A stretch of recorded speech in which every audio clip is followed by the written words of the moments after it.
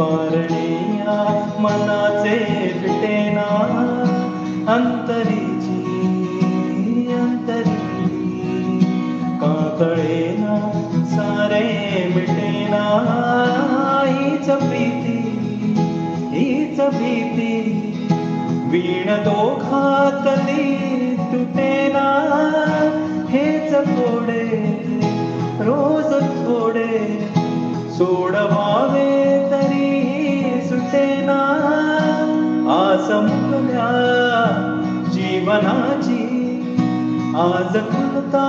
कळी खुलेना वाट चुकल्या